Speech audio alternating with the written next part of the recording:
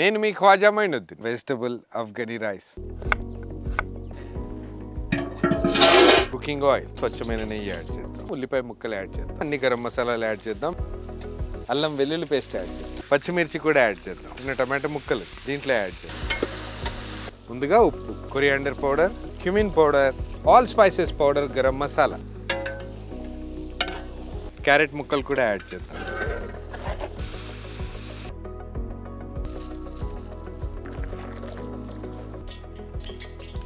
బాదాం, కిస్మిస్, జీడిపప్పు. దీంట్లోనే మనం కొన్ని క్యారెట్ ముక్కలు కూడా యాడ్ చేద్దాం.